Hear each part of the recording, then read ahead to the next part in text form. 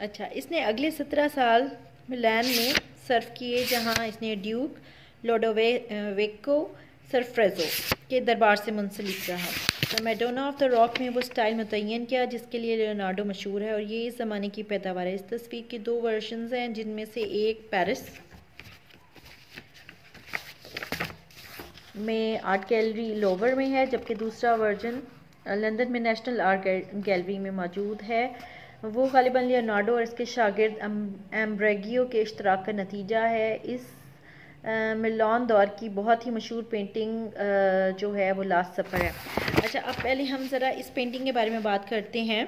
The Madonna of the rock, ये इसकी बहुत ही जो है मशहूर तरीन एक पेंटिंग है। इसके दो वर्जन्स हैं, एक जो है लोवर में है और एक national art gallery of England में है। तो ये तस्वीर के दो वर्जन्स इसने बनाए थे, और इसमें जो कहते हैं कि लियोनार्डो ने जो स्टाइल मुतय्यन किया ना, वो अपनी मिसाल आप है। और ये छोटे क्वेश्चंस में भी सम टाइम पूछ लिया जाता है कि वो कौन सी पेंटिंग है जिसके दो वर्जन्स हैं, तो मैडोना ऑफ द रॉक। अच्छा, इसके अलावा जो है इससे भी ज़्यादा मशहूर पेंटिंग जो है वो है लास्ट सपर, जो कि डेला ग्रेजिया सेंटा मैरिया के रिफ्लेक्टरी वॉल पर बनी हुई है। लियोनार्डो ने इस ड्रामाई लम्हे को, जबकि क्राइस्ट ने अपने शागिर्दों से कहा कि तुम में से एक मेरे साथ धोखा करेगा, इस तस्वीर में इस मंजर को बयान करने के लिए मुंतखब किया। तस्वीर में शागिर्दों के पोजेस और हैयत और ड्रामाई नफ़रत का इजहार कर रहे हैं, और ये तस्वीर कशी का तरीका सिर्फ इसलिए इस्तेमाल किया गया ताकि मरकज़ी शक्ल जो कि क्राइस्ट की है उस पर मरकूज़ है। ये बात तवज्जो तलब है कि पर्सपेक्टिव लाइन और अंदाज़ निगाह को मरकज़ी शक्ल की तरफ रहनुमाई करती है। क्राइस्ट का सर नामुकम्मल है, इसलिए कि फ़नकारी ये समझता था कि वो क्राइस्ट के मिसाली हुस्न को तस्वीर में लाने का मुतहम्मिल नहीं था। 1501 से 1506 तक का वक्त फ्लोरेंस पर सर्फ हुआ, सिवाय 1502 से 1503 तक का वक्त, जिसके दौरान इसने सीजर बैकिया के लिए मिलिट्री इंजीनियर का काम किया। इस फ्लोरेंस के सफ़र के दौरान इसने ऐसी तस्वीर पर काम किया जिसका टाइटल था the Madonna Saint Anne and the infant Christ, और ये तस्वीर भी नामुकम्मल ही रही। अच्छा, अब ये जो इसकी पेंटिंग है लास्ट सपर, इसके बारे में जो है ना, ये बहुत ही शोरा आफाक और बड़ी मशहूर जो है ना इसकी पेंटिंग है, जिसके अंदर जो है वो डाइनिंग टेबल के ऊपर जो है वो यूं करके ना डाइनिंग टेबल जा रही है, फ्रंट रो में लोग बैठे हैं, इधर भी बैठे हैं, इधर भी बैठे हैं, और जो सेंटर में जो है हज़रत ईसा को दिखाया गया है, और उसको उसने कंप्लीट नहीं किया, और पीछे से जो विंडो बनाई है उसकी रोशनी पीछे से आ रही है, फिगर के ऊपर पड़ी है। आपको पता है ना, पीछे से रोशनी आए तो फेस वैसे भी हम थोड़ा सा अंधेरे में देखते हैं। तो और जो जब हज़रत ईसा ने ये ऐलान किया खाना खाने के दौरान, जब सब खाना खा रहे हैं, तो उन्होंने ऐलान किया कि भाई तुम लोगों में से किसी एक ने जो है मुखबरी कर दी है। तो इस दौरान जो है जो जितने भी वो 12 लोग थे, उनके जो पोजेस थे, जो कोई खाना खाते खाते एकदम हैरान रह गया है, किसी ने खाना छोड़ दिया है, और हर कोई दूसरे को ऐसे देख रहा है कि हाय हम लोगों में से पता नहीं कौन गद्दार है वो, या ये फीलिंग्स हैं कि मेरे ऊपर तो कोई शक नहीं कर रहा। तो इस किस्म की फीलिंग्स के साथ ये एक ज़बरदस्त जो है पेंटिंग का वो लम्हा पेंटिंग के अंदर चुना गया है, जिसके अंदर ये एक अजीब सी जो है वो बेचैनी सी पाई जाती है। तो हम जैसे लोग होते तो हम कहते हैं कि अगर हमने इस टॉपिक पे काम करना भी है तो कोई ऐसा लम्हा सेलेक्ट कर लेते हैं जो बिल्कुल पुरसकून हो, या कम फिगर्स हों, या कोई आसान फिगर्स हों। लेकिन क्योंकि वो एक बहुत माहिर आर्टिस्ट था, तो उसने एक मुश्किल तरीन लम्हे को जो है वो प्रेजेंट करने की कोशिश की है, और वो उसमें बहुत कामयाब भी रहा है। और इस पेंटिंग की खाली ये एक्सप्रेशंस अहम बात नहीं है, बल्कि पर्सपेक्टिव भी बड़ी अहम बात है कि वो जो पीछे विंडो है और जिस तरह उस पेंटिंग को जो है वो सेंट्रलाइज कर रही है, वो एक अलग खूबसूरती है। अच्छा, उसके बाद एक पेंटिंग मोनालिसा, जिसके बारे में पूरी दुनिया की सबसे मशहूर तरीन पेंटिंग है, जिस पे बहुत डिस्कशंस हो चुकी हैं और हर बंदा इसके बारे में जानता है, और हर जो आर्ट को नहीं जानता वो इस पेंटिंग को ज़रूर जानता है। तो इसमें क्या ख़ास बात थी, ये हम देखते हैं। मोनालिसा अभी इस ज़माने की पैदावार है। ये तस्वीर ड्राइंग की परफेक्शन, किरदार का मुताला और गहरे और पोशीदा इजहार के लिए, जो कि चेहरे से ज़ाहिर होता है, शानदार है। दूसरी नुमाया खसूसियत वो एरियल पर्सपेक्टिव है, जो कि ऊंची जगह के मंजर के लिए बैकग्राउंड में इस्तेमाल किया गया है, जो कि इसने रंग की मदद से बनाया। देखें, मोनालिसा की तस्वीर जो है परफेक्शन हो, चाहे एक किरदार का मुताला हो, या चाहे जो उस एक कहते हैं ना कि एक बड़ी मिस्टीरियस सी स्माइल है फेस पे, अगर कोई उदास है तो उस वो उदास कर देती है मुस्कुराहट, और अगर कोई खुश होके देख रहा है तो उसको बड़ी दिल फरेब मुस्कुराहट लगती है। तो ये एक चीज़ उस पेंटिंग के अंदर सबसे ज़्यादा अहम है, जो आम लोगों की डिस्कशन का ज़रिया बनती है, वो ये स्माइल है इसकी, मोनालिसा की।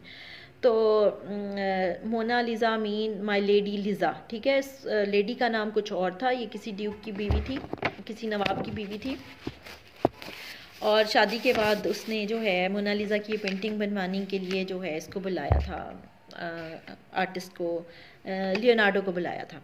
तो जब ये बनाना शुरू हुआ तो शुरू में जो दुल्हन के फेस पे खुशी होती है या सॉफ्टनेस होती है, जो नज़ाकत होती है, उसको पेंट करना शुरू हुआ। फिर कुछ अरसे बाद ये हुआ कि लेडी प्रेग्नेंट हो गई, तो एक और तरह की फीलिंग्स उसके फेस पे आ गई, वो उसको पेंट करना शुरू हो गया। फिर कहते हैं कि बेबी हुआ, लेकिन बेबी की डेथ हो गई, तो लेडी काफ़ी दिन उदास और जो एक गमज़दा कैफियत होती है उसमें रही, वो फीलिंग्स उसके अंदर आ गई।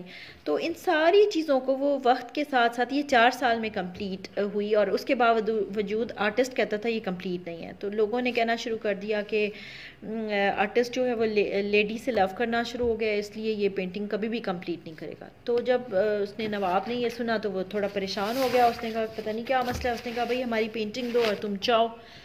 तो लेकिन जो था, इसने क्या किया, ये मुआवजा लेने की बजाय इसने क्या किया, वो पेंटिंग ली और भाग गया। और वाकई इसने एक ज़बरदस्त काम किया कि एक पेंटिंग जो कि इसकी नज़र में एक ऐसा शाहकार थी जो कि कभी कंप्लीट ही नहीं हो सकती थी, तो उस पेंटिंग को वो ये उठा के ले आया। और दूसरा जो इस पेंटिंग का एक अहम पहलू है वो इसका बैकग्राउंड है। बैकग्राउंड में एक विंडो नज़र आ रही है, जिसके पीछे जो है एक अजीब सा शाम का टाइम है, एक रास्ता जा रहा है और पहाड़ों पे और रास्ते पे जो लाइट पड़ी है, जो एरियल पर्सपेक्टिव इसने दिखाया है, वो भी अपनी मिसाल आप है, वो भी एक ज़बरदस्त चीज़ है जो इसने इसमें दिखाया। तो अगरचे लियोनार्डो ने मोनालिसा पर 4 साल काम किया, लेकिन फिर भी वो इसे मुकम्मल तस्वुर ना करता था। इसने इसके सरप्रस्त पैट्रॉन को ना दिया। 1504 में लियोनार्डो और माइकल एंजेलो को ग्रैंड कौंसल चैम्बर की सजावट के लिए फ्लोरेंस में दावत दी गई। लियोनार्डो ने बैटल ऑफ एंगरी को अपने म्यूरल में बनाने के लिए मुंतखब किया, लेकिन गैर महफूज मसाला और कलर्स जो कि इसने म्यूरल में इस्तेमाल किए, इसकी वजह से थपा हो गई। म्यूरल की पेंटिंग्स आपको पता है कि फ्रिस्को पेंटिंग्स को म्यूरल स्टाइल में पेंट किया जाता था, कि फ्रिस्कोस बनाई जाती थी पूरी दीवार पे और सीन ऐसे सेलेक्ट किए जाते थे कि जो करीब करीब के वो म्यूरल कहलाते थे। तो इसने जो एक इनकी ईसाइयों की एक मजहबी लड़ाई का एक जंग का एक सीन इसने सेलेक्ट किया था, लेकिन गैर महफूज मसाला होने की वजह से ये तबाह हो गई। 1507 से 1515 के दरमियान का बेहतरीन ज़माना मिलान में गुजरा और अगले 3 साल रोम में सर्फ किए। इन दोनों ज़मानों की कोई तस्वीर बाकी नहीं बची, और ना ही आखिरी 4 सालों की कोई पेंटिंग, जो कि इसने फ्रांस में एक फ्रांसीसी बादशाह फ्रेंच किंग फ्रांसिस फर्स्ट की मुलाजमत ने गुजारने के दौरान बनाई।